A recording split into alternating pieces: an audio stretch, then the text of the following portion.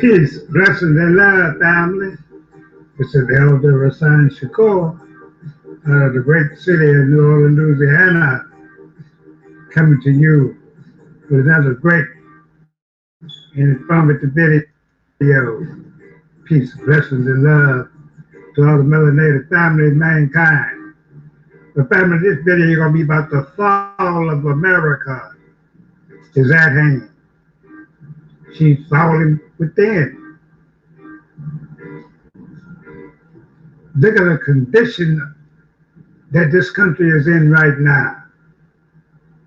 Look what happened a few days ago. Shameful. Shameful. Very shameful. The whole wide world, all the leaders, sort of incompetence, the savagery, the barbaric acts of these savages that's running America, from the politicians to the police department to the medical field, they're all devils. And that's why Babylon the Great is falling. It has become the habitation of devils. And she's falling fast. And she will fall because of her unrighteousness to God's people. The slavery, the injustice, the lynching, the stealing, the robbing, the manipulation, the deceit and lie. America will crumble to her knees and shall never rise again. And the righteous people will become the inhabitants of their land that was stolen by these heathens that has went all over the planet and caused nothing but chaos, despair, sickness, and death. That's right, family. The whole Babylon kingdom will fall and will never rise again. Peace and love. Put up the likes and share. Stay tuned for the next video live stream. And I'm out.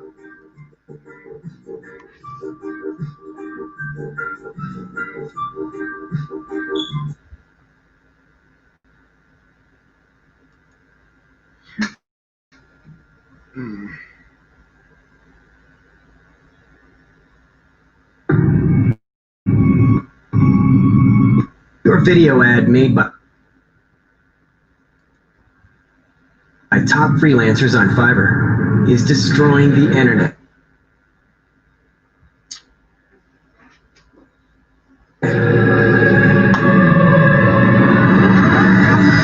You wrote a script,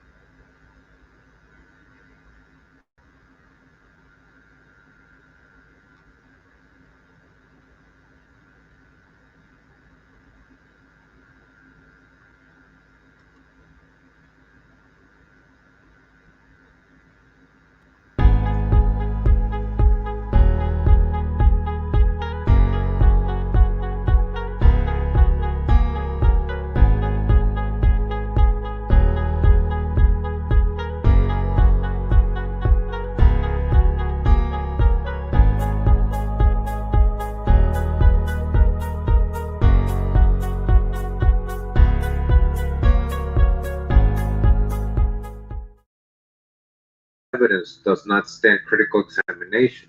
Therefore, arguably, the notion of Jewish blackness should be reconsidered. the notion of the blackness of the Jews.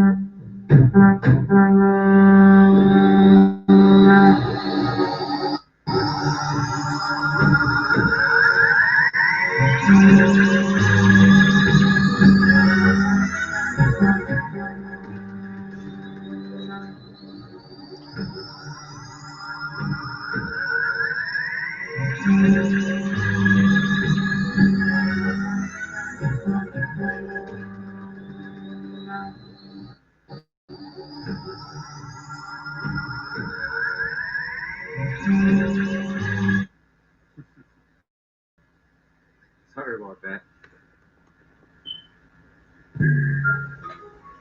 Gonna wait till more people join us. Thanks for being here.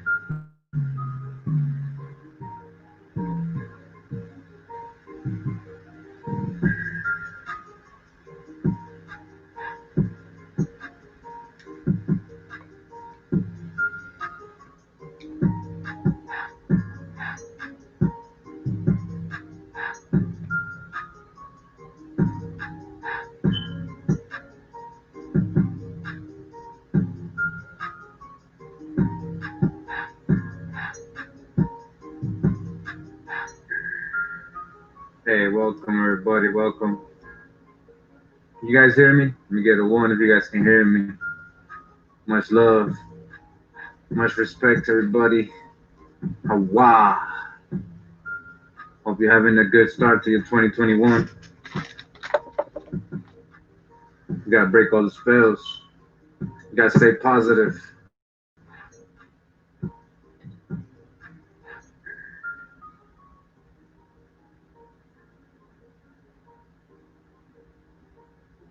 Yeah. Pura vida, pure life. Welcome, welcome. As more people join.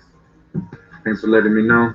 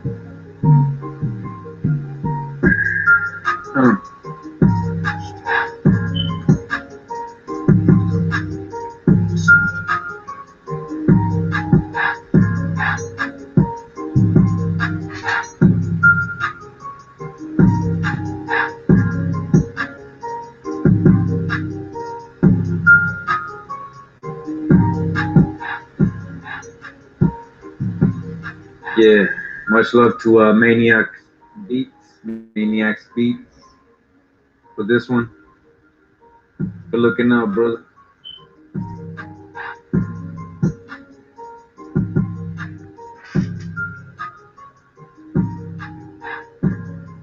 Yeah.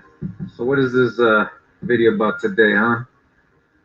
Well, I was actually trying to do other videos and trying to do genealogy of some other people that I'm gonna do some videos about and come up with, but I just wanted to explain this, put, this information first before I do those genealogies, so you can have a background of when I'm talking about Dutch Jews or Sephardic Jews or French Huguenots. We got a little bit of that before already, but this is just a little bit more, so you can understand who these people are more specifically, right? And a lot of the things that they leave out of history, I just want to go over. So I think we're just about ready to start. So I'm gonna go ahead and I just have the presentation right now, right? So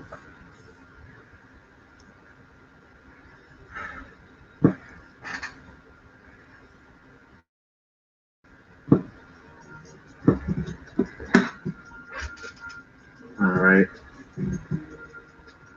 So you guys probably already a lot of you probably already seen my previous videos. If you're new, just want to go over some of the information before I start today. That what we have already gone over. If you don't know, I did a video. This is actually part 3 of this series.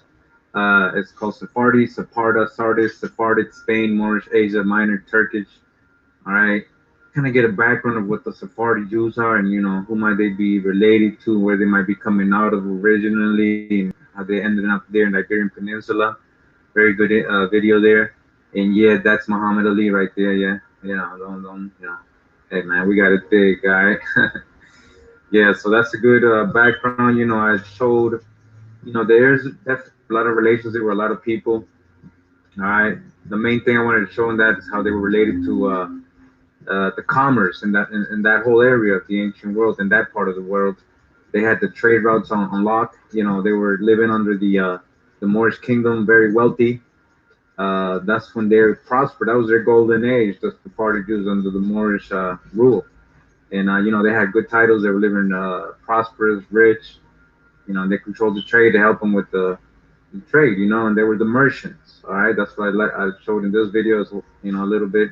So we're going to continue with that today. How it relates to the modern day, and then later on, 16th century, 17th century, to the colonial times. This is another video I did. The Sephardic Morisco Free People of Color, Plantation Owners of South Carolina, Huguenots, Servitude. And I'm gonna mention this name here in this video a little bit, the Costa, but I just wanted to show, the Costa. We talked about a lot of stuff in this video, but mainly how the Sephardic Jews, the city of Charleston was, free people of color city, mainly, majority. It wasn't Pilskin people over there in colonial times. All right. And the Costas were from there. They were listed as mulattoes. They're actually Sephardic Jews. The Costas, Portuguese name, but they were coming out of Ireland. All right. So again, we're going to see how the Sephardic Jews and Moors got expelled, and they had to go from there to go many different countries. A lot of them went to France, becoming Huguenots, and a lot of them go directly to Holland, becoming Dutch, and then into Ireland and England. So, that was just that video. Very good info, actually. I'm summarizing it, but if you haven't seen it, go check it out. Very good. You can get a clear understanding after you watch this today. Go get those videos again. This is an old school one. This is like 2 years ago. Columbus and his Negro friends, Marranos, Moors, Black Conquistadors, Canaanite, Moabite. Yeah, so, what does it say here? The Marranos, the Moorish Jews of Portugal. Right? Again, 2 years ago, we were, we're surfing. We're still surfing. We're learning. During this time, I didn't know how deep it was, but I was already uncovering certain things, the layers of the, the lies, So it's getting deep. The investigation is getting deep. Yeah. 2 years later, I appreciate it. Actually, 3 years later. This is 2018, almost. So 3 years later, I appreciate everybody supporting and still here learning. We all learning. We're still learning. We can't say we all know it all. I can't say I know it all now. I'm still learning, so I might be wrong with certain things. That I might be, I might say things that I might not be clear about today. That it's because we need to further understand and research. Doesn't mean that I'm wrong. It just means that's the info available to me and everybody else. But we keep digging. We don't stay stuck in that. This is another video I did.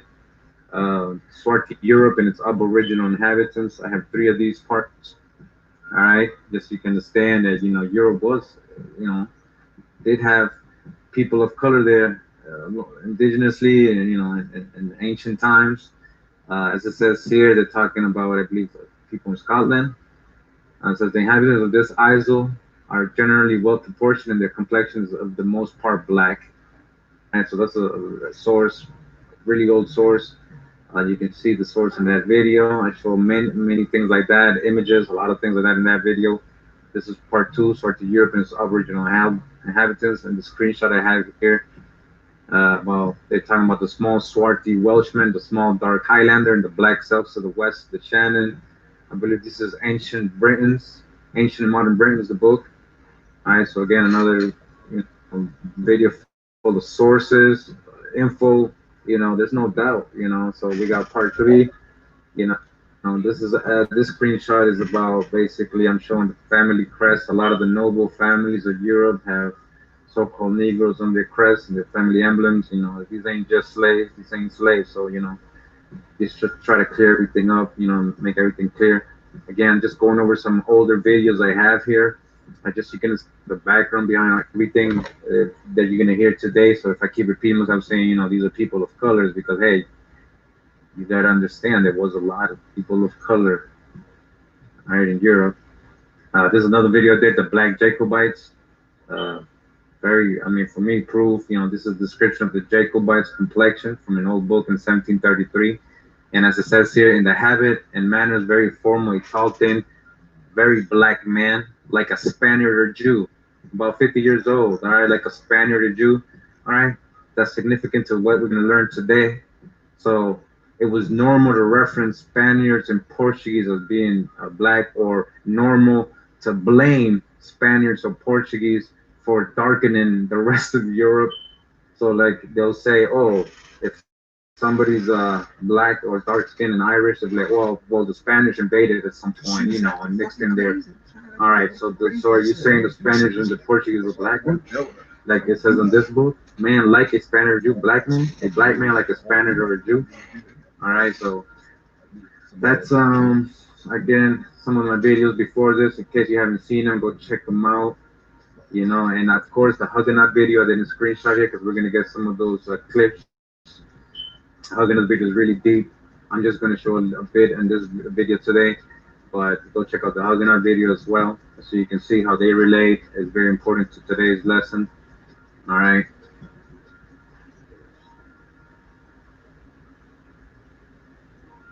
All right, so I'm gonna go ahead and just continue with the presentation. All right. All right, so just some more examples. Again, we've gone over it. A lot of people have gone over this. You can research this yourself. This is European art, and you can see people of color all over medieval and 15th century, 16th century, 17th century art. As you can see here, a lot of times they'll say these people are African or African ambassadors or something like this. And when you go research it, there's nothing like that in their story that they can prove that. All right, so don't just go with what you hear. Go do the research so you can see for yourself. All right, but that's this is the art. A lot of the art that they don't show you. Black people in European art. You see, black people in European art. This is a lot of the art they don't show you. These ain't slaves. That's not a slave. He ain't a slave to him. He might be his servant. So there's a lot of history left out. And where did all these people go? Where did they just disappear? Are they still there? Some of them end up here in America. This is what I'm trying to show you guys. Like these are, when we're talking about Sephardic Jews and Moors, Portuguese, Iberians, Black Europeans, this is what we're talking about. I'm not talking about Europeans with a tan. I'm not talking about Europeans with a tan. All right. So we're talking about, what so-called Negro, right? People of color in European art. All right. This is on Pinterest. You can just go find all this and research every individual painting and see the story behind it. Black people in European art, it says here. All right. So I'm just, showing you guys examples. It's all over the place. There's Blackamoors and Venetian painters. That's Italian. All right, that's an Italian right there. All right, that's not a slave. These three fellows right here, they ain't slaves. Got their story right here, I think. Yeah, so let me see. Georges Jenner von Orlamunde, members of the Theban Legion, Germany, 1480. All right. Members of the Theban Legion in Germany. These ain't slaves, right? The Theban Legion in Germany. Black Germans, so-called Moors, right? So-called Negro. But they had their own identities, wherever they were, whatever nation they were, whatever they came from. It says Master of Alkmaar, Adoration of the Magi in the Netherlands, all right? The Magi. In the Netherlands, right? Holland. We're going to get talked about Holland a lot. I want you to understand what Holland looked like. All right.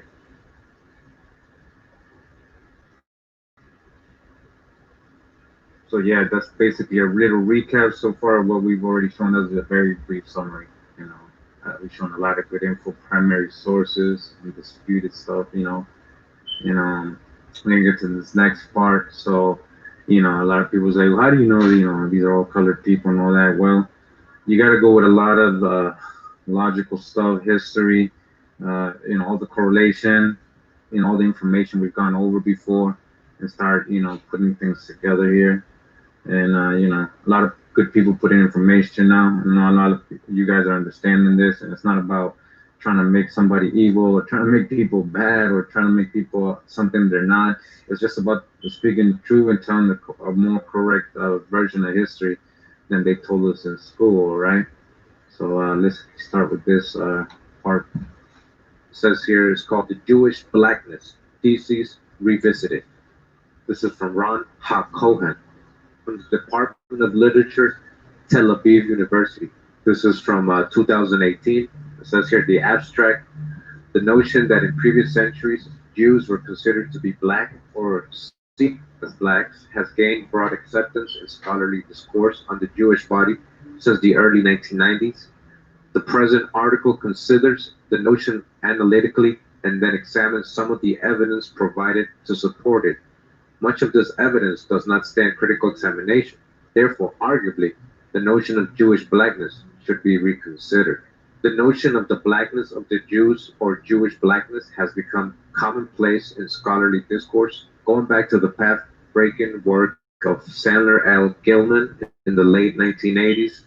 Scholars often assert that a strong European tradition, dating back to the Middle Ages, maintained that the Jews were black, or at least swarthy, and finds sharp expression in modern anti-Semitic literature. Right, so black and swarthy synonymous. That in medieval literature, a theory prevailed in which the Jews were part of the black race, or were at least dark-skinned.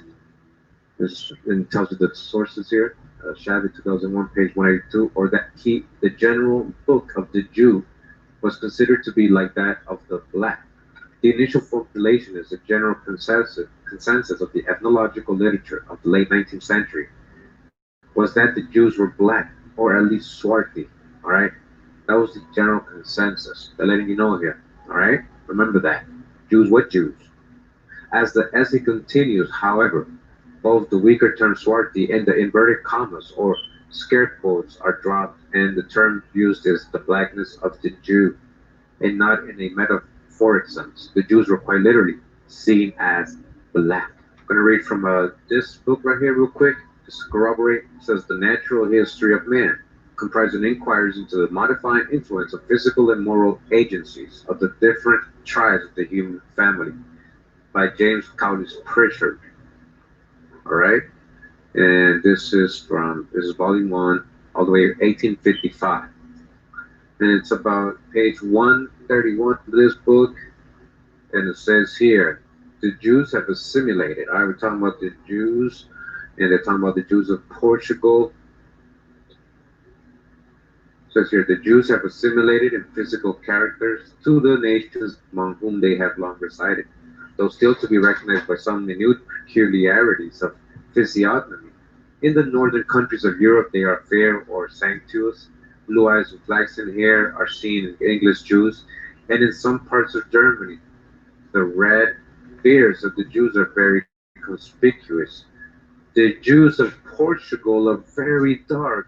The Jews of Portugal are very dark. Again, the Jews of Portugal are very dark. All right, we're going to be talking about the Spaniard and Sephardic Jews of Portugal, and how I'm going to, I've been letting you know, a lot of these became Huguenots. A lot of these ended up in Holland, the Netherlands, becoming known as Dutch and having influence in the West Indian Company and trade around the world, with ships and everything, and pirates, merchants.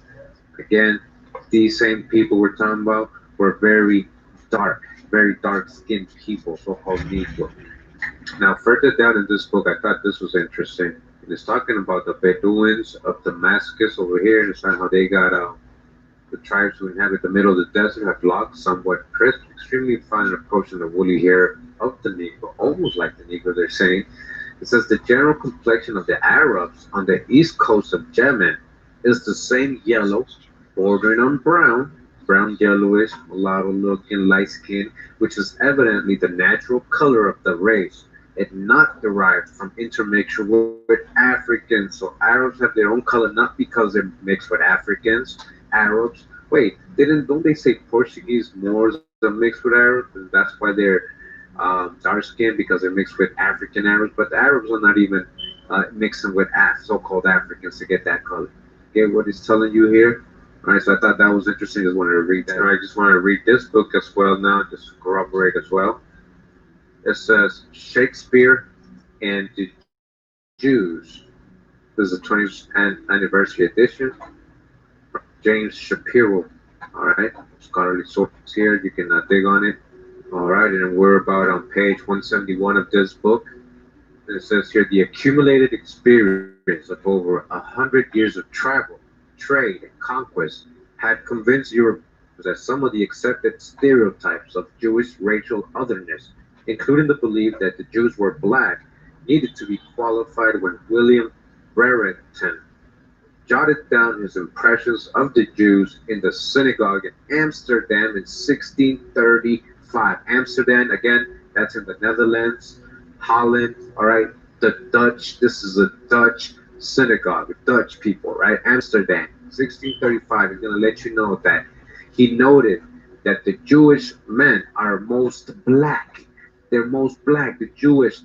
Who was the Jews? Again, who was the Jews that were in Amsterdam?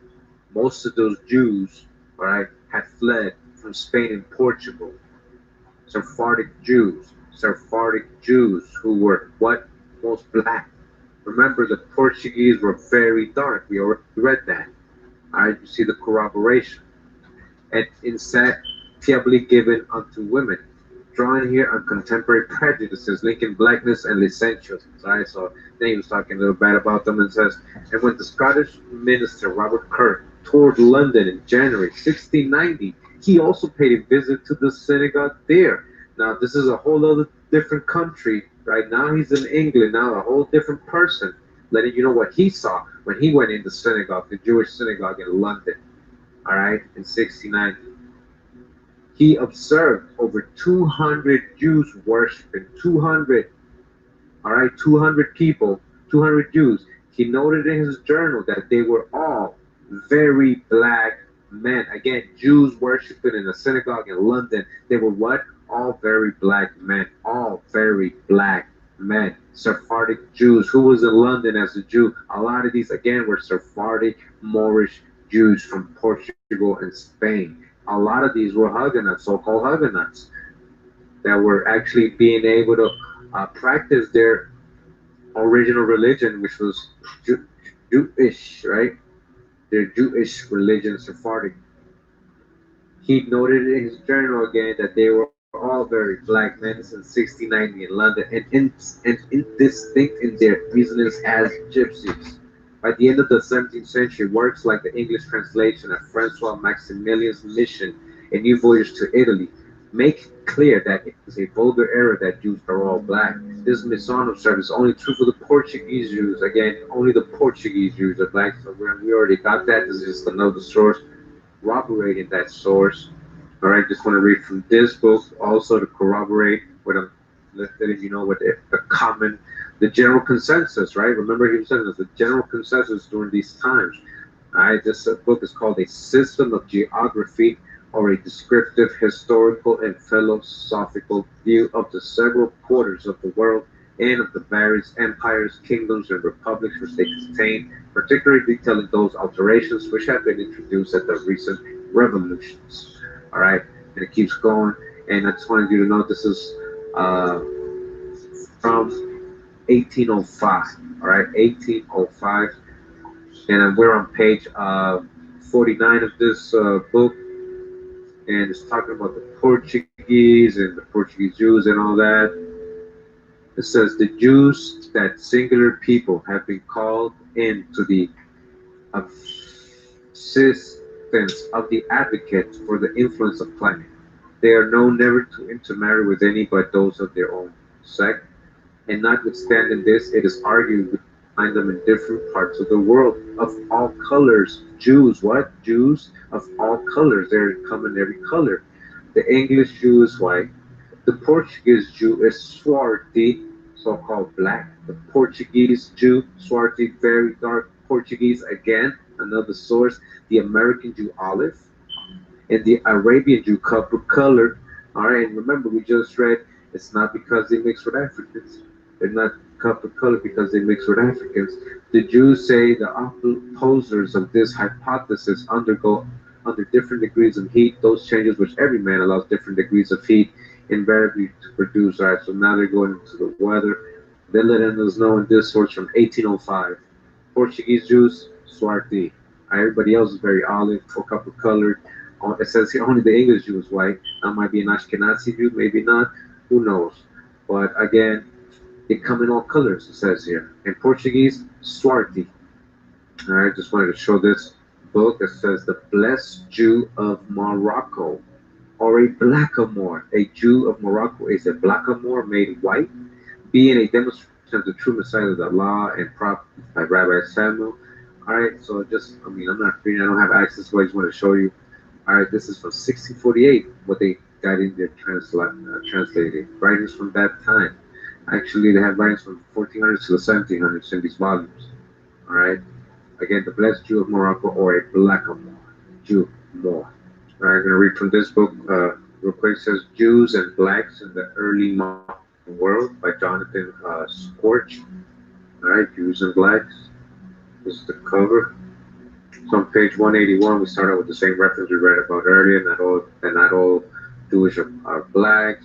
It's vulgar to say that. Only the Portuguese are the ones, right? It says it here again. But down here it says, towards the latter end of the 18th century, one finds the same changeability of Jews expressed in updated nuances in geographic context. The Reverend Samuel Stanhope Smith wrote that the Jews are fair in Britain, in Germany, brown in France. The Jews are what? They're brown skin. They're brown in France, French, Huguenots, and in Turkey, swarthy in Portugal. So brown in France and Turkey, and swarthy, or so-called black, in Portugal and Spain. They're black in Portugal and Spain. The Jews are black in Portugal and Spain, swarthy, black, olive in Syria, and in Chaldea, tawny or copper colored in Arabia and Egypt. All right, so different shades, all right, of complexion of the Jews. All right, again, another source here. Perhaps the best indication of the balances involved. So then, all right, so down here it quotes the book we just saw, the Blessed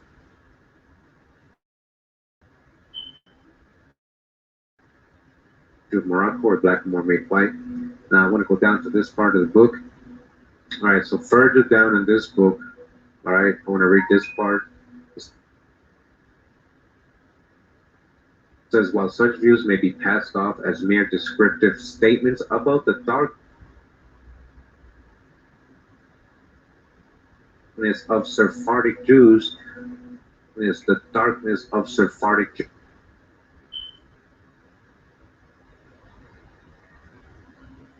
Jews. Sephardic Jews are what?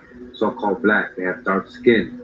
Remember that the Jews of Portugal and Spain, which are the Sephardic Jews, all right, are so-called black. We already got a lot of references, different books.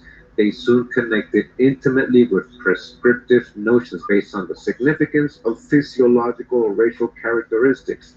Thus, in 1750, petition from Kingston, Jamaica, Christians objecting to a recent attempt by Jewish landowners to vote presented the following argument.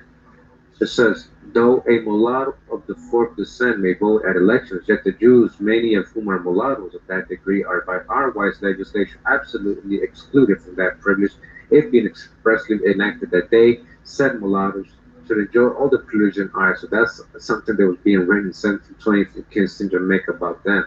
It says, note the lack of stability in the Jews' color. in the overlap of cultural and physiological otherness. Many of the Jews were mulattoes of the fourth degree, that is, very light-skinned blacks. Jews, light-skinned blacks, and hence should have been permitted to vote. But Jews were not Christians. Unlike mulattoes, the religious exclusion of Jews put them on the level of mulattoes and blacks. Jews both were and were not blacks, were and were not whites. These various views of Jews branded them in David Rodiger's terminology as not yet white. The Jewish gaze outward ramified significantly on internal perceptions as well. The effort to clarify the blackness of Jews helped shape some seminal moments in the development of Jewish autoethnography. All right, now I'm in the Jewish Virtual Library.org website, and this is regarding the term or words Rabbi More, or the title Rabbi More, right? Rabbi More or Rabbi More, Rabbi More, official title for the chief rabbi of Portugal from the 13th century. A letter sent by Alfonso III to the municipal council of Braganza shows that this office existed at least from 1278. Duties of the Rabbi More included supervision of the conduct of the rabbis and lay heads of the Jewish communities in Portugal. When he visited a community, any complaints made by its members were recorded in his presence. He was responsible for the property of orphans, whose guardians were answerable to him for any irregularities in their administration of the estates. The Rabbi More also examined the communal accounts and funds to prevent dissension among the communal officers. His authority was restricted. He was prohibited from choosing rabbis for the communities, from using communal resources against the wishes of the community, and from issuing privileges such as grants of exemption from communal taxes or services. The Rabbi More had a special seal inscribed with the legend Sello do Rabbi More de Portugal. As to remember that these Jews, right, these rabbis from Portugal were what? Very dark skinned, or what? Moorish, more so-called black. His official staff included a chancellor, auditor, secretary, and doorkeeper. In response to complaints lodged by the community of Lisbon against the Rabbi More Judah Cohen during the reign of John I, the king abrogated some of the privilege of the office. The last person to occupy it was Simon Miami, who died as a result of his sufferings at the time of the forced conversion of 1497. Rabbi More. A Rabbi More, okay? A rabbi that's Jewish, right? Rabbi More. A Rabbi More. That was an official title. All right, so again, conclusions. Thanks to the brother again from Genesis 49ers YouTube channel right here for putting in a lot of the work. In this video, the information, he was actually letting people know about the Sephardic Jews, and you know how they were being described. Again, conclusions. It says here, Sephardic Jews of old were what? Reputed as being so-called black. The Sephardic Jews were sold as slaves and expelled from Spain and Portugal. Their descendants were purported to be black. Remember, the descendants became American, Dutch, and Huguenots. They had various communities in the New World, the Americas, which was originally black, to the large influx of white German and Eastern Jews immigrated to America. Jews left Brazil and went to New Amsterdam, New York. The early Sephardic Jews of the 15th, 16th, and 17th century were, in fact, black, so-called black. All right, again, this is the video, Black Sephardi Ancestry. Go ahead and get the whole video. If you like, subscribe and like to the brother's channel if you like his content, all right? All right. So, yeah, just going to go over to, basically, we're going to get into, just wanted you guys to see, you know, all this information we got here. And thanks again to the brother Genesis 49ers. He's been saying it for like 3 or 4 years, showing that. And I just wanted to show the sources. So we're going to continue right here. Just going to get into the Huguenots. I know you guys have probably seen the information regarding the Huguenots. I'm going to just go over some of the information because it does relate to the Sephardic Jews and Moors. Eventually, we're going to see. So just go ahead. All right. So first, we're going to talk about the word, what it means, because people think it's like about religion. It's really not about religion. The word that has nothing to do with about religion, just or even being Protestant. So again, we're going to see how eventually, when these Jews and Moors were being expelled, that wherever they went, they took what they were doing from hundreds of years with them, which was, being merchants and the trade and everything, running all the mercantile products and, everything, that they had their hands on that, and they had already a little network going on in Europe even before they were being expelled. They were kind of being the ones doing all that stuff. All right, so again, here's the Huguenots. This is from Who Are the Huguenots video I did, Acculturation, Crypto Conversions, and Moriscos, right? Just real quick so you can see, we can start seeing similarities. A Middle French Huguenot, which according to French sources originally was a political, not a religious term, all right? Because now they want you to think it's a religious thing. So it says, which according to French sources originally was a political, not a religious term. The name was applied in 1520s to Genevan partisans opposed to Duke of Savoy, who joined Genève to the Swiss Confederation. And on the most likely guess, probably it is an alteration of Swiss German Confederate. All right, Confederate. Everybody who knows Psalms 83, that we know about Confederate, Confederation, and Confederate. From Middle High German, etigenos, all right, an oath, all right, it says comrade, comrades, cognitive of Old English, Geneve, comrade, companion, he with whom one shares possessions, thus comrade, thing of value, possession, to make use of, enjoy, a Huguenot, all right. So what does all this mean? Now,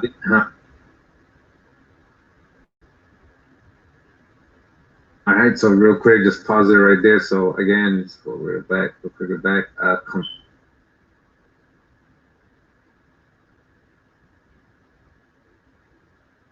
Confederate. So it's not really, it's more like a political term, not religious. All right. So Confederate, so means somebody got together, right? They made a confederate. They kept an oath. They became comrades. All right. They became comrades. They made an oath. All right. Enjoy, Huguenot. All right. So what does all this mean? Now this article is called The Establishment of the Huguenots in Virginia. I'm just going to keep reading a little bit more of this history real quick. This is by Mary Wilson Bonahan Land, College of William and Mary, Arts and Sciences. All right. Now it says here, before giving an account of the chief events relative to Huguenot history through the period leading up to the revocation of Edict of Nantes, it may be well to offer here some explanation concerning the origin of the term Huguenot, which was first used about 1560. All right. Authorities have found it impossible to determine the true origin, right? So they don't really know the origin. They can't tell you, oh, Huguenot means this or that, and it's just some Christians. They don't, they're just making stuff up right there, all right? Because they've been trying to find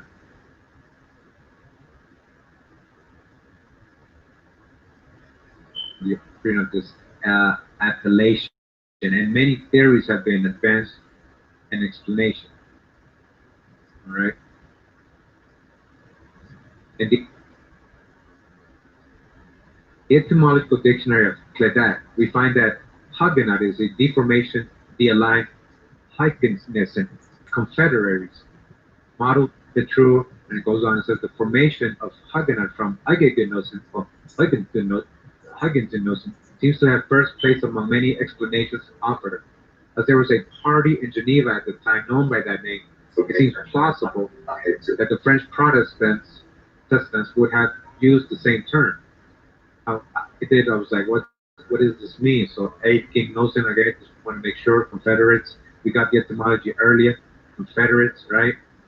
And I actually got it in a Spanish Wikipedia, and I wanted to translate it, and it says Eigengenossenschaft, a German word that means confederation. The term can be literally translated as an oath of camaraderie, right? And Eigengenossenschaft is a confederation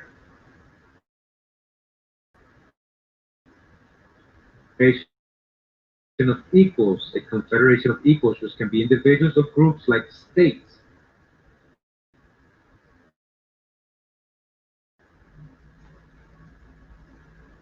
Right?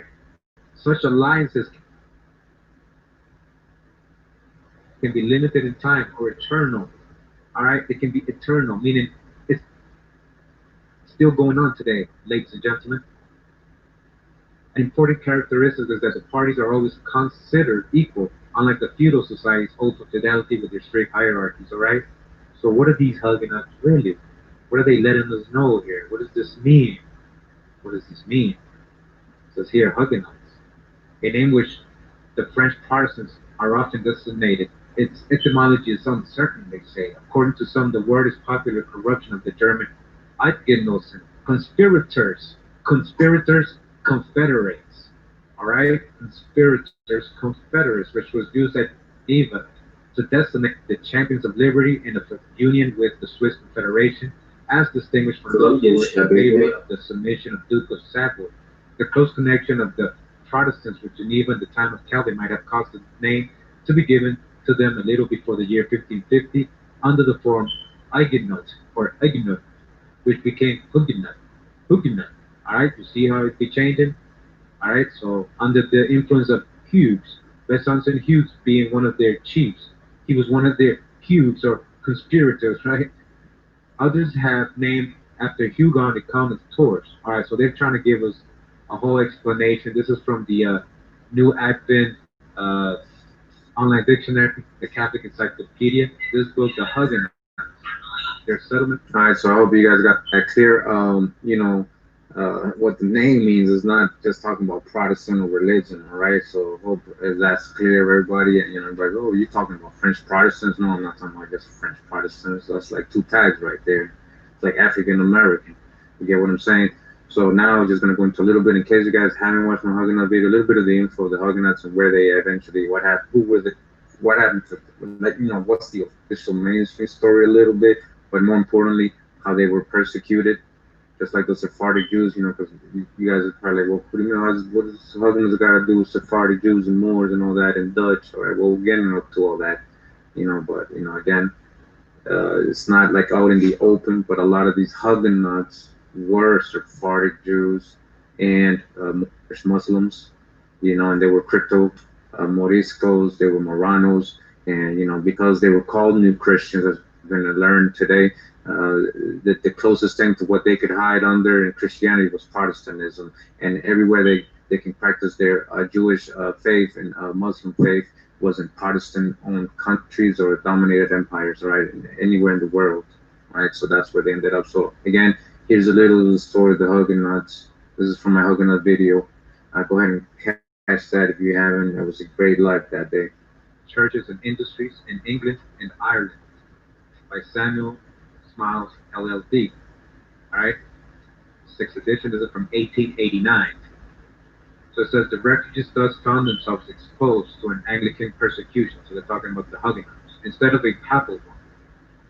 Rather than endured, several thousands of them left the country, abandoning their new homes, and again risking the loss of everything in preference to giving up their views as to religion. I should remember, it wasn't so religion. About 140 families emigrated from Norwich to Holland, where the Dutch received them hospitably. Alright, so they went all the way to Holland, right? These Huguenots from France, and these Dutch people received them with no problem. We're going to see why too. Why they received them with no problem. All right, so this is before I was doing all this research. So as you can see, Huguenots are going to Holland and they're receiving them. So why would they just be receiving them like that? You know, it's not just because it's a Protestant country, but also because you're going to learn during this time that Holland Dutch, the Golden Age was going on, and this was the center of where the exiled Jews were, Sephardic Jews were in the world. They were right there before Israel or anything. Amsterdam was their New Jerusalem, as we're going to see today. So yeah, they were receiving their brethren. It gave them house accommodation free house accommodation. Why would they just do that? With exemption from taxes for 7 years. You don't even have to pay taxes for 7 years, Huguenots, during which they instructed the natives in the woolen manufacture of which they had begun before being ignorant. But the greater number of the exiles emigrated with their families North America. Again, but greater number, the majority of these Huguenots, exiles, so-called Huguenots, emigrated with their families to North America. Here, they came here to your land, your ancestors' land. They came here, America, and swelled the number, the little colony already formed in Massachusetts Bay, which eventually laid the foundation of the New England states. All right, so we already got one account of them being in Massachusetts, right? So they were here from the beginning, right? Pilgrims and all that.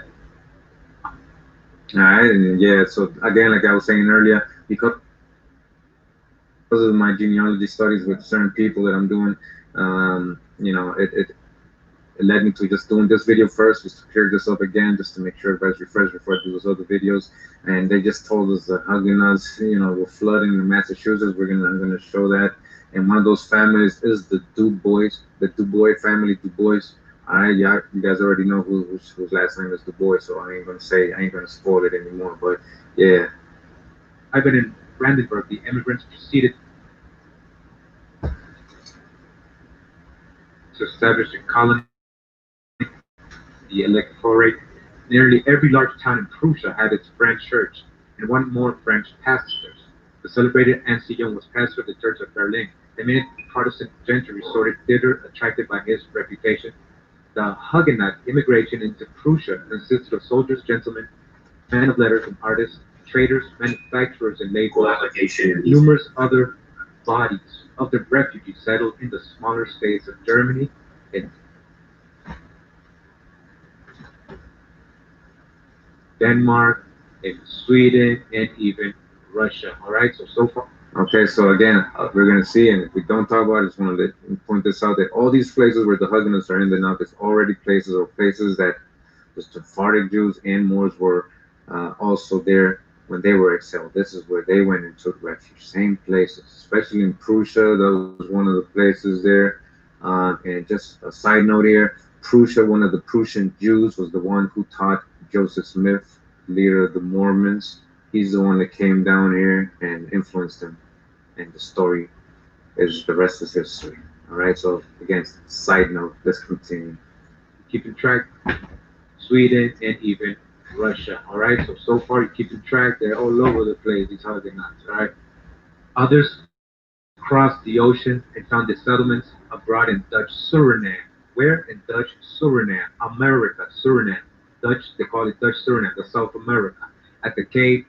All right. That's I believe in Cape Horn in South Africa, and in the United States of America, in the colonies, all right?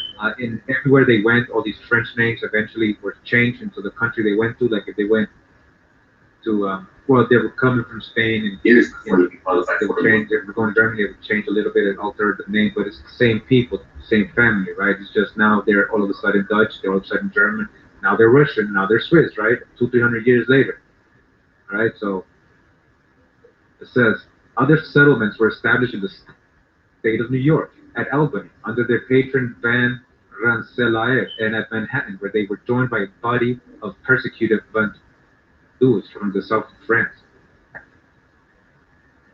At New Rochelle, also in Westchester County, another settlement was formed, which long continued to flourish among the descendants of these emigrants, were the celebrated families of J. and De Lancey, well known in the political history of the United States. All right, these people are well-known people They're Huguenots.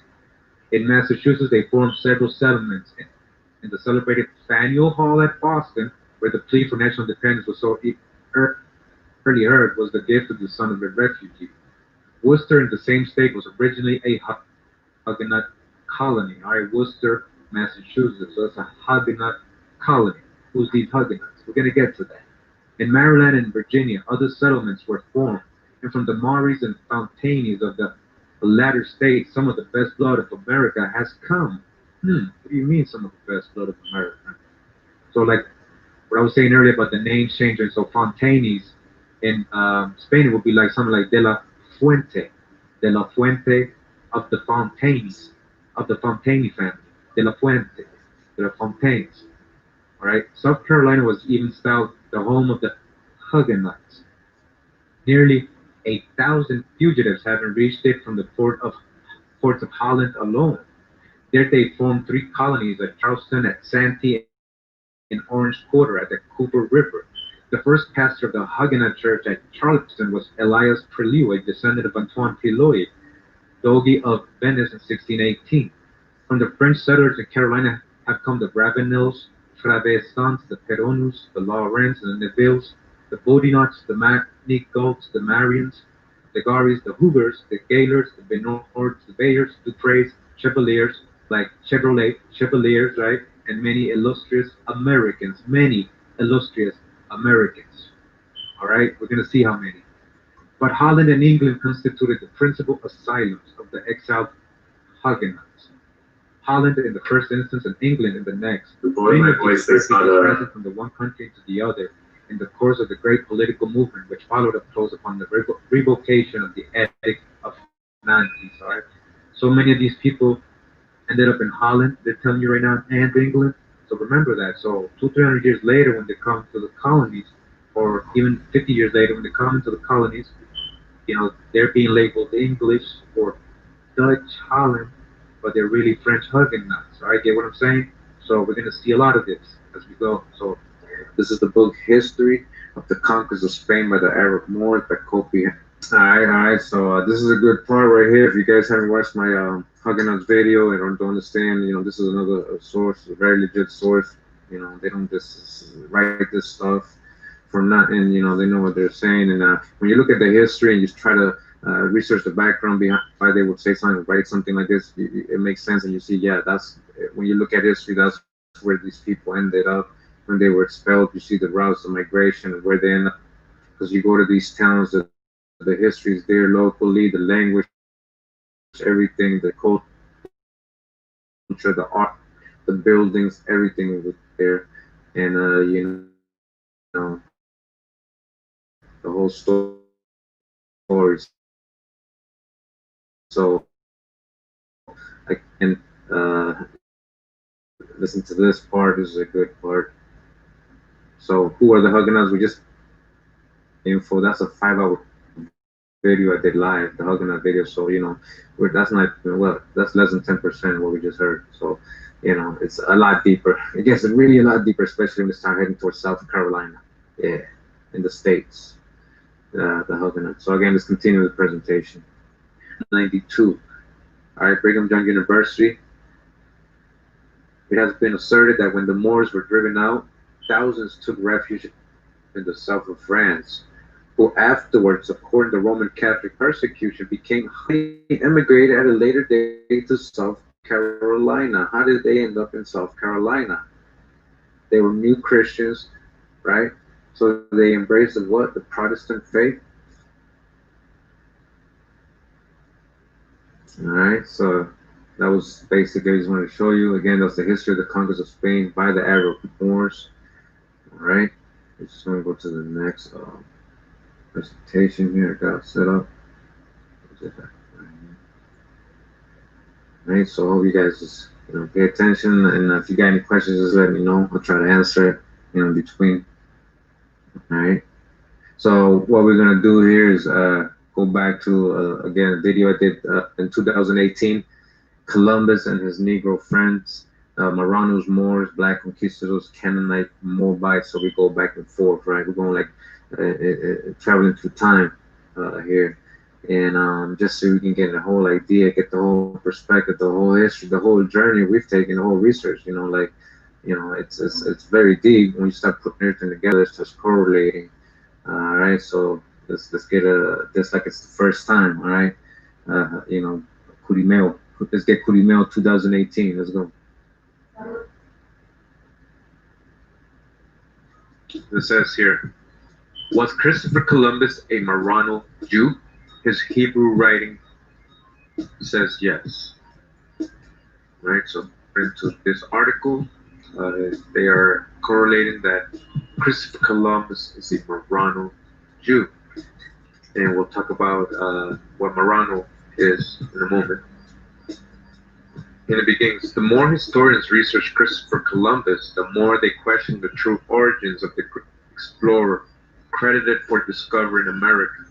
In fact, there is growing speculation that Columbus was a Jew, fleeing the Spanish Inquisition rather than an Italian, hired by King Ferdinand and Queen Isabella to find riches in Asia. There is a lot of evidence that Christopher Columbus was a man of faith seeking to help his brethren escape certain debts of conversion in Spain, and even that he dreamed of rebuilding the Third Holy Temple in Jerusalem, noted Ronnie Segal, academic advisor to the Israel Institute of Biblical Studies, an online language academy to Breaking Israel News.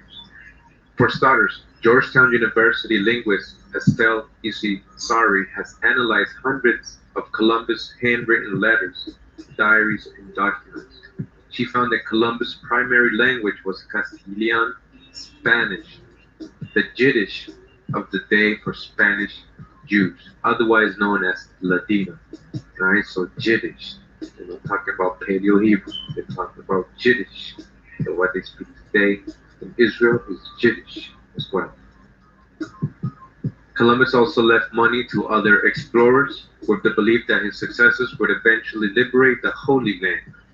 Simon Wiesenthal writes in his book Sails of Hope that Columbus' voyage was motivated by a desire to find a safe haven for the Jews suffering from the Spanish Inquisition. Echoing this sentiment, Carol Delaney, a cultural anthropologist at Stanford University, believes that Columbus was a deeply religious man whose riches in order to finance the return of Jerusalem to the Jewish people in the rebuilding of its holy temple. Right? So you see Columbus, in his ideas and his beliefs, he did write that he was going to America to conquer or reconquer the holy city in Mount Zion for the king and queen. Right? He said that. Right, so it continues, says, perhaps even more telling, Columbus signed his last will and testament with a triangular signature of dots and letters, similar to what is inscribed on gravestones in Spanish Jewish cemeteries. In fact, he ordered his heirs to use this symbol in perpetuity. Though his story claims that Columbus' voyage was funded by Queen Isabella, in actuality it appears that Jewish conversos, those who converted by force to Catholicism, and prominent Jews gave the explorer an interest-free loan. These investors included Luis de Santangel, Gabriel Sanchez, Rabbi Don Isaac Abravanel, a known Jewish statesman. Indeed, Columbus' initial letters discussing his journey were sent to Santangel and Sanchez, thanking them for their support and telling them what he had found. So who financed Columbus? These Marrano Jews. Right? We're going to see who these Marranos are again. We're going to see what kind of Jews these were and why Columbus related so much to the discovery of America to the return of Jerusalem. All right. So real quick, very important, So Columbus, the whole story, he was not financed by the Queen. It was actually more an investment made by a lot of the Sephardic, Marrano, Morisco people from the Iberian Peninsula who were being expelled, who had a lot of interest in the Americas and setting out there, shop their trade, everything over there.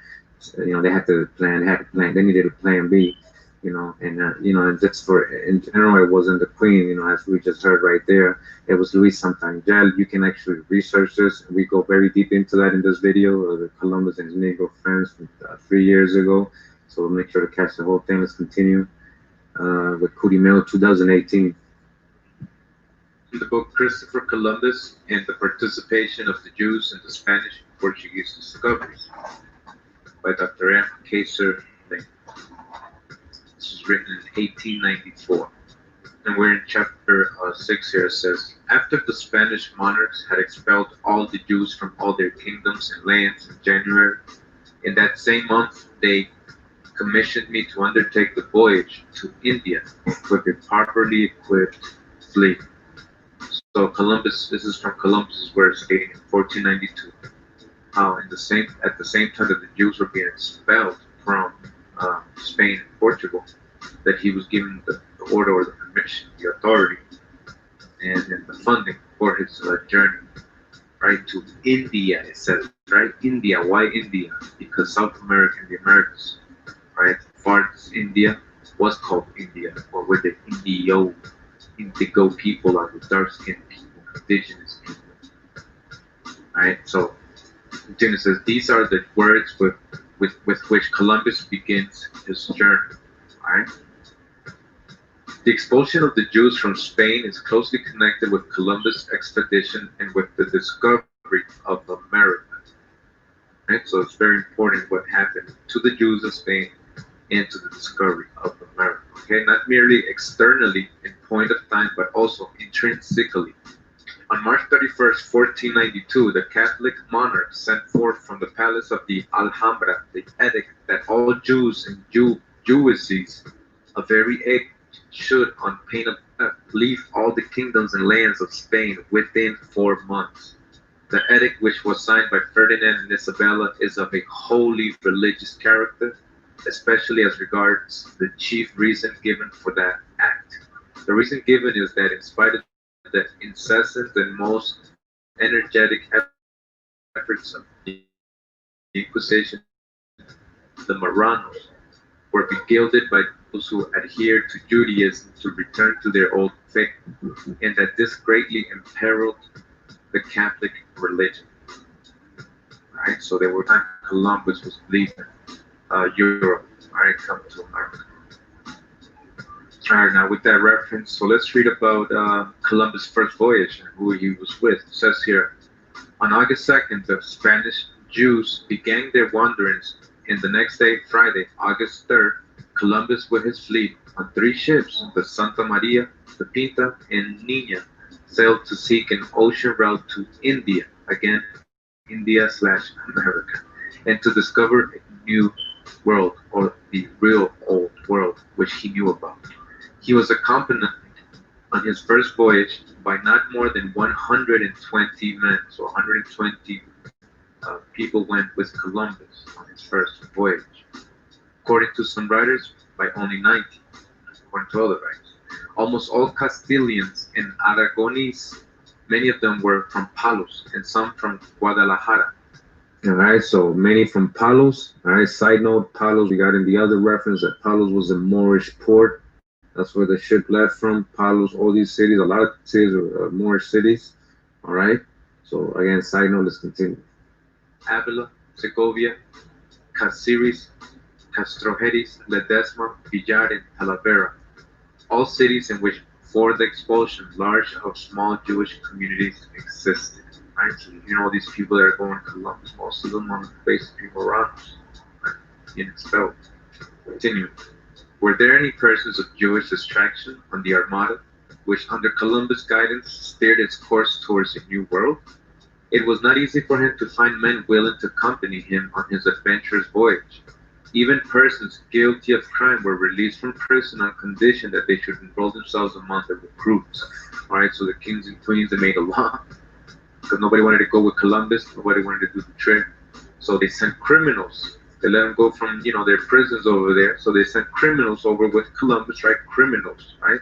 That's who they sent to you, to come over here and invade you and make you turn into Christianity, and they're prisoners, they're criminals, all right? What was to prevent Jews under the ban of expulsion, persecuted, and homeless from taking part in the voyage? Among the explorers' companions whose names have come down to us, The complete list is lost, according to them, right? They don't want us to know who was there. There were several men of Jewish stock. For example, Louis de Torres, again, here we go. Louis de Torres, right? Remember, he was the interpreter. It says a Jew who had occupied a position under the governor of Murcia and who was baptized shortly before Columbus sailed. As he understood Hebrew, Chaldee, and some Arabic, Columbus employed him as interpreter. Again, another source, as interpreter. So they knew they were going to the old world. So he brought this person, Luis de Torres, just in case, because he knew many languages, but especially Hebrew, because we'll see later that Columbus was looking for the Khan, or the Prester John, right? And continuing a little ahead in this book, it says, and before that said, a body of men, Spaniards, Moors, and Jews, as well as Irishmen and Genoese, had covered more than 2,000 miles. The seamen began to murmur loudly at the intolerable length of the voyage.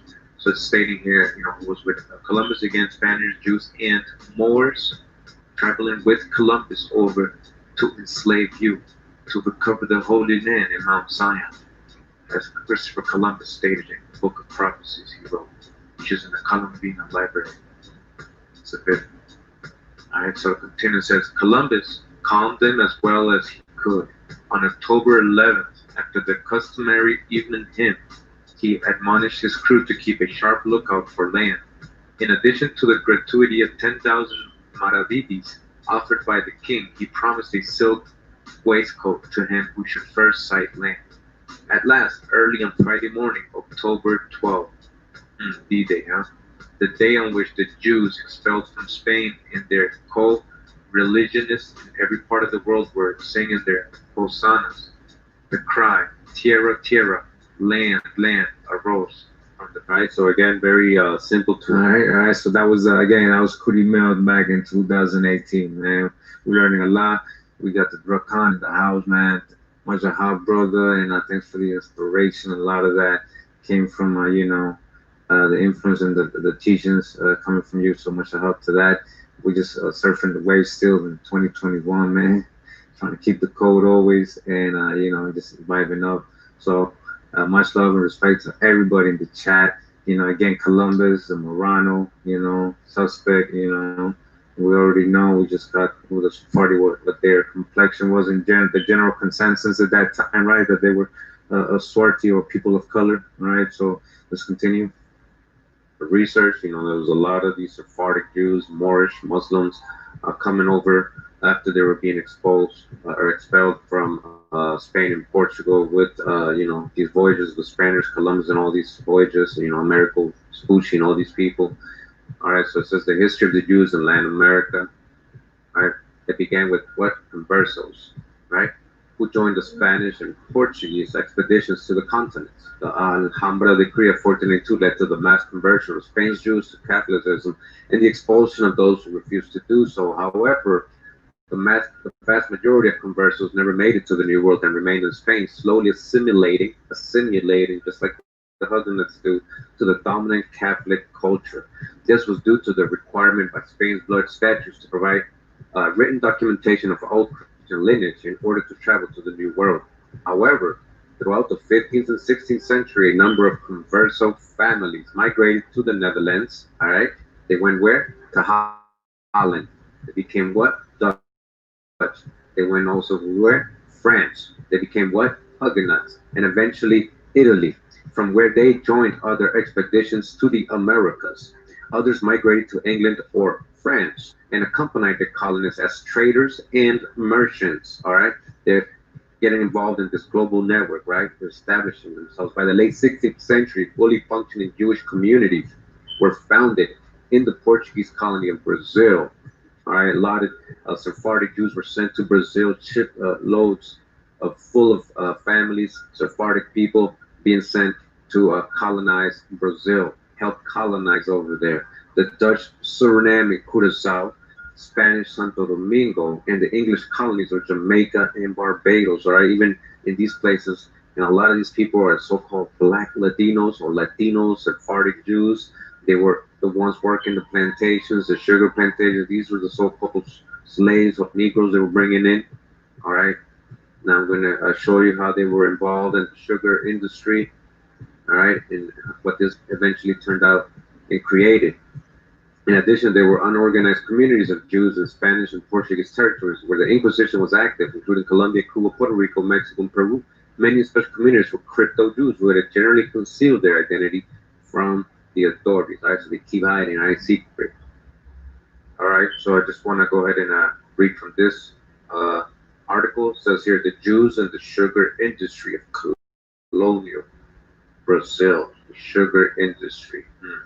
Jewish Social Studies, Volume 18, Number 3. This is from July 1956, from pages 189 to 198, Indiana University Press. I've got this as an online read. Again, the Jews in the sugar industry of colonial Brazil. Sugar was first produced in Asia. What Asia? You're talking about the farthest east, like America, Asia? And the European Crusaders became acquainted with it through the Arabs. But as late as the beginning of the 15th century, sugar was so expensive in Europe that it was sold only in pharmacies for medicinal purposes. All right. In 1420, Portugal transplanted sugar cane from Sicily to Madeira, discovered in 1400. All right. So they were starting their own plantations. All right. Portuguese, 1420, before the Inquisition. Who are these Portuguese that have ships in the trade and merchant business? All right, these are Sephardic Jews. This is what they're telling you. All right, because this is before the Inquisition. They were still openly doing business together, all Portuguese, depending if they were Jews or not. All right, that island sugar industry was so successful that by the end of the 15th century, 150 sugar factories had been established in Madeira.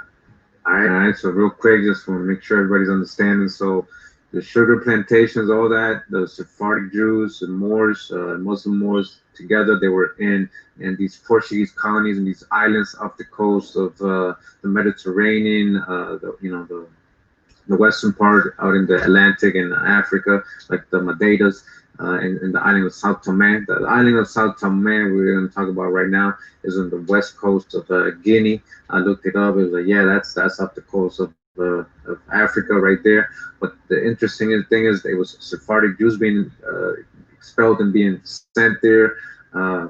600 orphan children, Sephardic. You can even research this. So it wasn't even people. They weren't going into Africa to get them. They were just sending Sephardic Jews that were being expelled there. And this is what they're talking about here. And eventually they established themselves by growing sugar and all that, and it became very productive.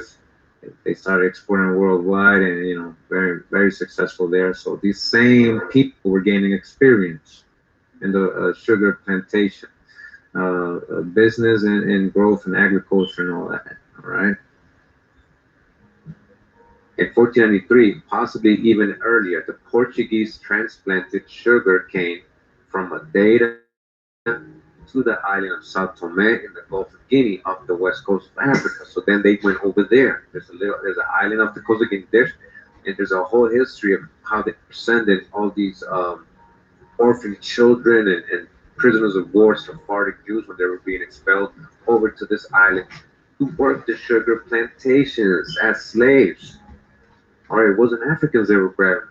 Again, remember, these are people of color. So what happened to their descendants today? They're probably being called African today, Afro-Jewish. All right, so again, this is in St. Thomas, island off the coast of Guinea.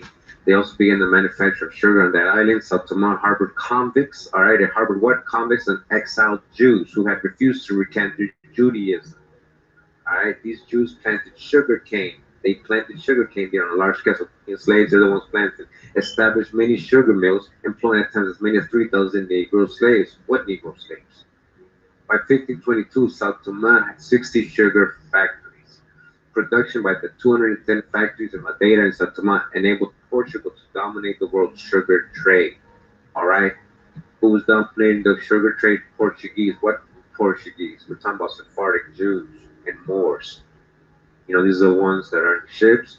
These are the merchants. These are the global network they have already established since ancient times. Remember the Sephardi, their relations in ancient times as being merchants and in the trade routes and everything, dominating the silk, all that.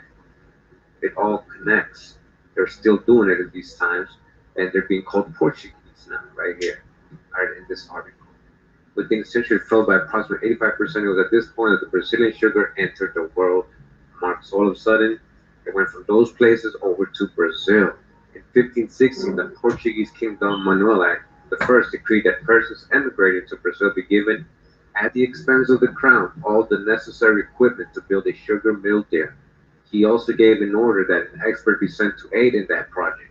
The decree reads in part, access, methods, and other tools should be given to the persons who go to populate Brazil, and an experienced and capable man should be sent to Brazil to start a sugar mill. He should receive assistance in all the materials and implements necessary for the building of the mill. All right, so even the king was helping people settle in Brazil for the specific intention to create a sugar plantation. And he was helping them financing these people. And a lot of these again included Sephardic Jews.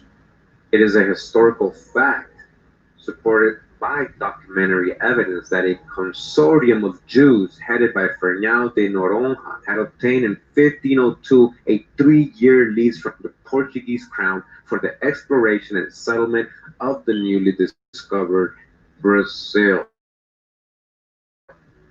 All right, Jews, what Jews? Sephardic Jews, Moorish Jews. All right, so 1502 now. All right, look at the years, man. We're talking about almost right after the, Columbus and all these people came in the 1490s. They already setting up shop, and they're sending a consortium of Jews. Remember what hugging that, man? Confederation of comrades. All right, an oath. They have an oath. Let's go set up shop, All right, so 1502, right from the beginning. All right, and who's growing sugar already in the Madeiras? All right, so that's what I'm, Marranos.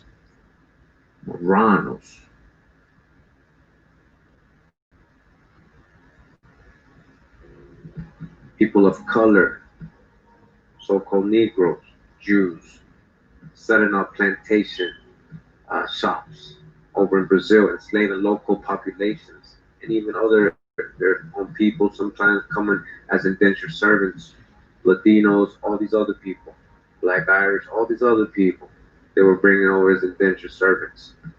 All right, this consortium of Jews. The lease constituting in reality a monopoly. They established a monopoly. All right, this lease they got. What lease? Who they lease it from? The Indians? They lease the land? Or did they just take it? Or did they do some fake treaties with them? The lease constituted in reality a monopoly was extended for an additional 10 years in 1505. This consortium sent 6 ships each year to Brazil with materials, goods, and colonists. Under its auspices, new lands were discovered and settled, and fortifications erected and maintained. The consortium pioneered in the dyewood industry, and it was the first colonizer, exporter, and importer of commodities. This consortium. Who's this consortium again? They're talking about Jews. Sephardic Jews were the very first successful people in the colonies of the Americas, importing, exporting, creating business, money, plantations. Get what I'm showing you here, right? And again, these are all people of color. Most of them, if not all. In a spirit of enterprise, the men composing the consortium invested their capital and took risks in the new land from which the Portuguese crown profited without taking the slightest risk. So how could the Portuguese, why would they do that? Now remember, these are Sephardic Jews who are being allowed to leave so they can practice their whole religion and everything, Jews and more Muslims in Brazil, but the condition was that they'll finance them, go over there, we expelled you from here, but just make us money, create some plantations. So the crown really didn't do any of the work. It was the Sephardic Jews financing all this stuff on their own and doing all the work, most of it. They were just being provided the lease, they were being provided tools and stuff like that. They were being allowed. It is obvious that the Noronha group brought sugar cane to Brazil from Madeira and South Tomás. All right, so they brought it, what they were doing over there, and they brought it over to Brazil, where their ships landed en route. It is equally clear that it made successful attempts at planting sugar in Brazil, so that by 15 1516, the construction of sugar mill had become necessary. By that time, the Portuguese crown had become aware that the colonization of Brazil was a profitable venture. The lease of the consortium had expired and was not extended for reasons unknown.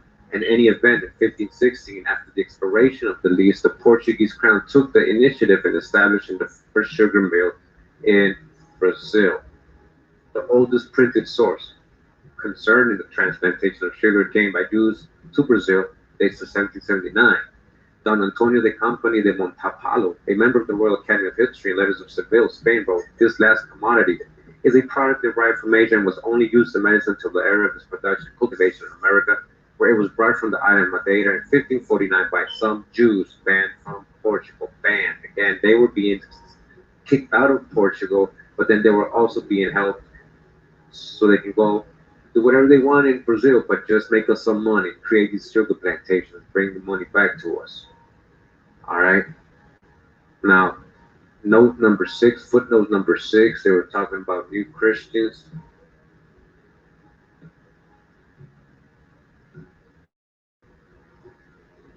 Now, footnote number 6 is right here, a consortium of Jews. All right. And it says, footnote number 6, the references to baptized Jews before the Dutch period, example, before 1630, 1654, and after its beginning was 1654, Jews baptized in Portugal in 1497 or before were called new Christians, persons of the nation. However, whenever they were suspected of secretly following Jewish rites and customs, they were called Judaizers or Marranos. Right, so it depended. Outside, you're not new Christian. New Christian can lead eventually to Protestantism, because that's the type of Christianity, right? New Christians. The date 1549 is not correct, as we have shown. Sugarcane was transplanted to even before 1516. The first known Genco sugar plantation mill in Pernambuco belonged to Cristobal Jacques. Documents of 1526 refer to the first customs payment in Lisbon for sugar imported from Brazil. The second known sugar mill, called Engenho del Señor Gobernador, was established by the Donatario concessionaire Martin Afonso de Souza and São Vicente, 7 miles from the present-day harbor Santos in São Paulo. Duarte Coelho appointed Donatario de Competencia of Pernambuco by Portuguese royal decree of March 10, 1534, was first engaged in the systematic and intensive cultivation of sugarcane and in the development of the sugar industry. His letter to the King of Portugal, April 27, 1542, reveals that he was instrumental in establishing large sugar plantations in Brazil, and that he had issued orders for the building of sugar mills by contractors whom he had brought from Portugal. "I gave orders," he wrote, "to establish sugar mills by contractors, and I did everything requested by them. We have planted large quantities of sugar cane. His brother-in-law, Geronimo de Albuquerque, established the third known Brazilian sugar mill called Nossa Senhora de Ajuda in the captaincy of Pernambuco." The historian Oliveira Lima writes, without indicating the source, that the foremen and workingmen brought by Duarte Coelho from Madeira and Sao Tome to Brazil were mostly Jews who were the best economic element of that time and who gained advantages by escaping from the religious fury that raged on the peninsula. Again, this is very important what they're telling us here. They're letting us know some secret right here.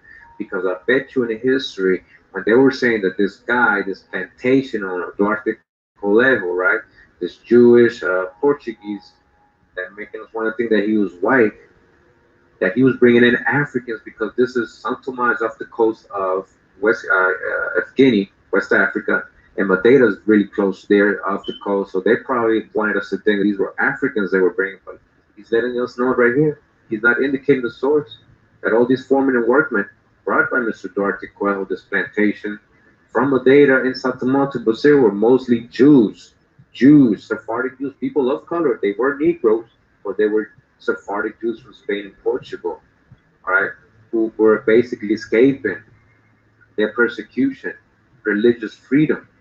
The Brazilians, all right, so real quick, side note, just important, hope everybody caught that. So again, in the history, they'll probably tell us that this guy, Duarte Coelho, this plantation owner, they probably want to speak some white, plantation owner, Portuguese guy, bringing in so-called Negroes to work and contract a plant, grow that sugar.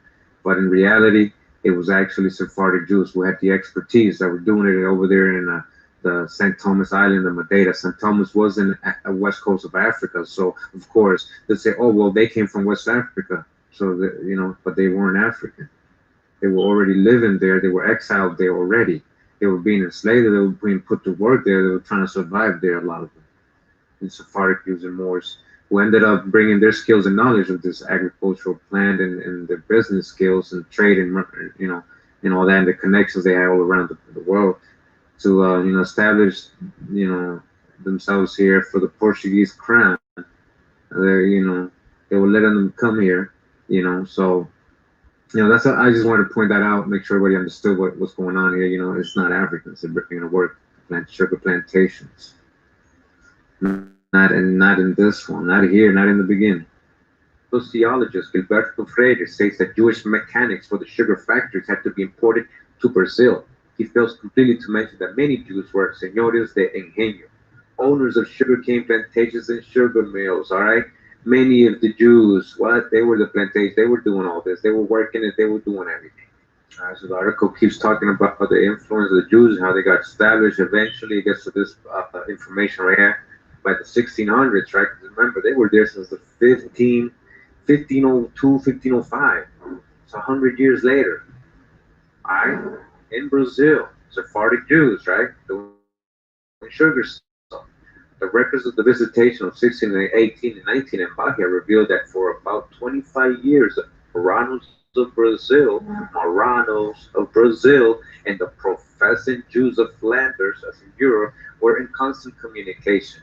The Marranos were the most active in the export of sugar from Brazil. The Marranos were holding it down. Sephardic Jews, Moors Jews, they enjoyed family and business connections in Portugal. They enjoyed what? Their business connections and their family connections in Portugal. And with the former Portuguese Marranos who had escaped to Amsterdam and lived there as professing Jews. All right, they weren't Marranos or new Christians anymore. They were openly living as Jews now, again in Amsterdam. All right, so you see how we went all the way back?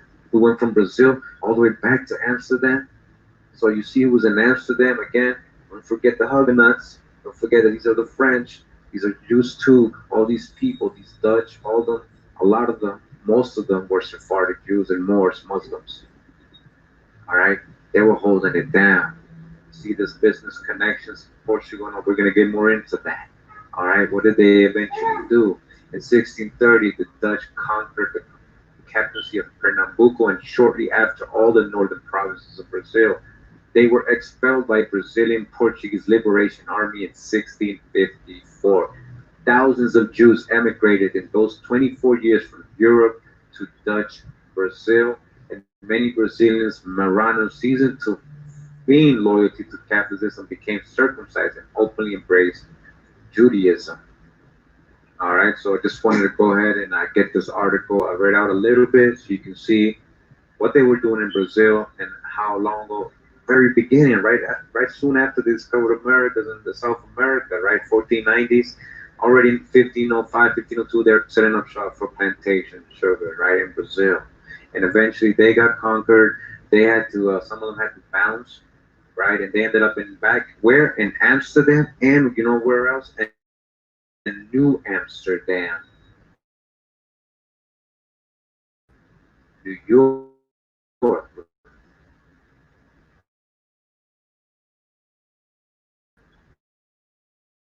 We're gonna get that, all right? We're not gonna go there yet. Let's just continue.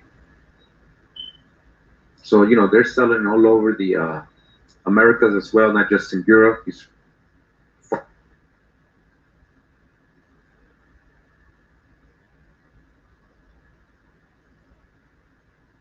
Sephardic Jews, they control the trade and everything. Again, all over South America, Brazil, the Dutch territories and Portuguese territories were being settled by Sephardic Jews too.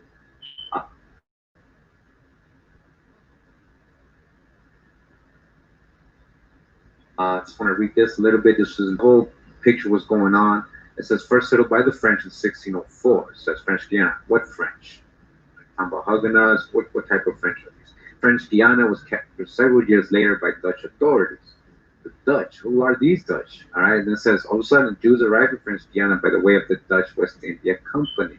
So Jews got there with the West India Company, brought Jews over there. The ships from the Dutch West India Company brought Jews over there. The Dutch relied on the Jewish settlers to carry out their plans and settle the newly claimed colony.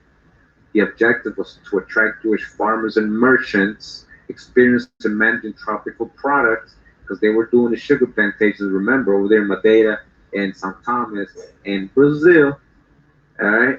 On September 12, 1659, a group of Portuguese Jews first arrived in French Guiana from Brazil.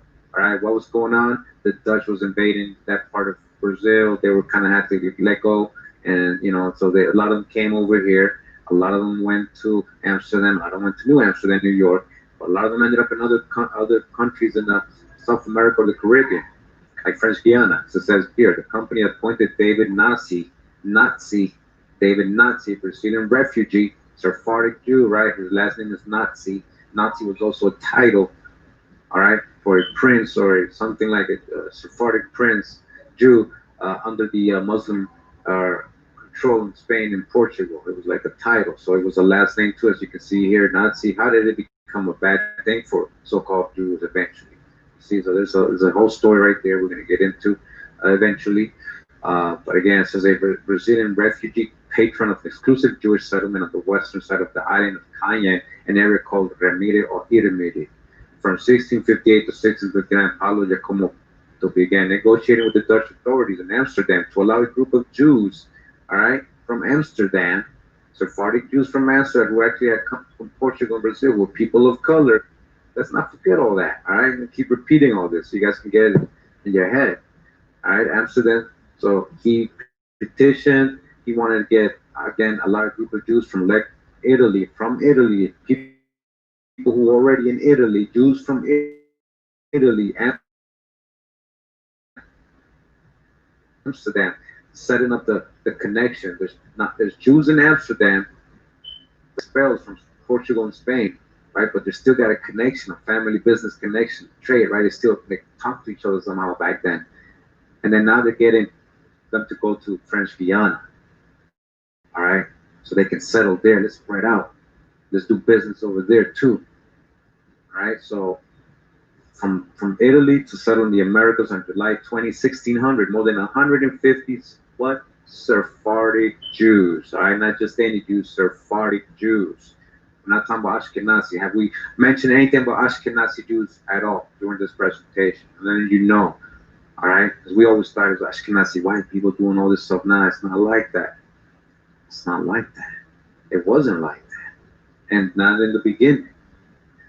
All right, so 150 Sephardic Jews left Leghorn and settled in Cayenne. They left Italy and went to French Guiana. The Jewish settlers negotiated with the Dutch authorities that granted liberties and exemptions from laws based on other colonizers. The Jews established sugarcane plantations. The Jews did the sugarcane plantations. A sugarcane mill. Oh, it wasn't no white, so-called white man. It was the Jews who established sugarcane plantations. You understand now? A sugarcane mill and indigo dye workshops. The Jews also improved relations with the local natives and utilized their knowledge of the country. They weren't doing so much war with the locals. The Jewish community isolated itself from other inhabitants of the islands by constructing a protective board. The community developed an organized communal life with its own rules based on Jewish tradition. By the early 1600s, the Jewish population in Cayenne had grown to approximately 450 people. On February 26, 1664, a French fleet of 5 vessels and 1,200 settlers arrived in Cayenne. The Dutch Jews surrendered without fight so long as they could continue to freely practice Judaism. The French agreed to those terms, an exceptional policy that it was not common among the French colonies. What French? Huguenots? Nevertheless, nearly 2/3 of the population left the English colony of Suriname. All right. So from there, let's see, there's a whole history going. People taking notes. All right, my turn. We can run the spot now. All right. And so some of the Jews went to Suriname. All right. And then we got a whole paper on Suriname about their life there and everything. So I just wanted to show this guy real quick. You start to see the story. How they're moving around. They've been moving around in Europe, then in the Americas. We're not even talking about North America here, right? But we will. All right, so we're starting to see Whole network here, whole real history. No fairy tales, Punta Quinte fairy tales, none of that stuff. And some random people just randomly colonizing random spots and somehow randomly connecting with other countries and other places and doing business. No, it wasn't like that. It wasn't random. All right, we're starting to see a bigger picture here. So, just want to read this real quick, correlate to what we're about to start getting into. You guys probably already know. It says here, communities of Port Jews and their contacts in the Dutch Atlantic world. Port Jews and their contacts in the Dutch Atlantic world. This is Jewish History Journal article, volume 20, number 2, Port Jews of the Atlantic, 2006, page 129 to 145, about 17 pages. Of course, we ain't going to get into all that because we don't even got access to this book. We got to buy it. I didn't really want to buy this, just to read a couple pages. So we're going to just get the preview because we got other articles here. So we're just going to get the preview here real quick, correlate what we're talking about. Communities of Port Jews and their contacts in the Dutch Atlantic world. It says here the abstract. This is from Will Klooster, Clark University, Worcester, Mass, USA. It says in the late 16th century, Jews and conversos created a trading network that tied together ports in Portugal, Brazil, and the Netherlands. All right, you see how they did that now? This network became the chief Dutch commercial circuit in the first quarter of the 17th century and offered benefits to Jews and conversos that were not solely economic ones. This circuit made it possible for Brazilians, new Christians to return to Judaism. Protestants, they went from being Sephardic, their culture, to new Christians, so-called Protestants, back to being able to be Jews again in Amsterdam. And Amsterdam Jews to establish a community in Brazil. All right, remember, you see the whole connection now in Amsterdam. These are Dutch, these are really just Sephardic Jews. In the process, the Port Jews of Recife, Brazil, and Amsterdam became closely connected. They had a connection, a global network, especially after warfare closed off access to Portuguese ports. In the network, Amsterdam Jews arrived in force and Recife during the 1630s. They started just colonizing Brazil, right? But traveled back to Amsterdam during the years 1645 and 54. They had to go back. Remember the Dutch over there? Since the Dutch colony in Brazil was shrinking and initially captured by Portuguese troops, the Portuguese recaptured it again. Jews contributed commercially, financially, and militarily to this short-lived colony and were rewarded with privileges, which for this time were remarkable. All right? The whole history they don't really teach us. They want things that are just white, random people. And it's not even like that, right? You guys see what I'm showing you, right? I hope you see how deep this is. This is Port Jews, it has been said, were travelers, strangers, boundary crossers, cultural brokers, purveyors of products between far and near. So true is the statement that Port Jews must be viewed from a perspective much like that used by practitioners of Atlantic history. Place interconnectedness at center stage. Their studies concentrate on the flow of people, commodities, microbes, and information, and in the end, their immediate local and changes the way we understand people, communities, and nations. All right, I think they're saying what I just had said to you guys. It's bigger than that. It's just not random. It's what they're saying. It's not just random stuff. For it takes into account social, cultural, political, economic impact over a wide area. People who are socially the same, culturally the same, politically in the same mind state. That's why they're Portuguese, Jews, German, French coming together because they're socially the same, or culturally they might be from the same background, or political views, religious views. In our case, in particular, that of the Atlantic world.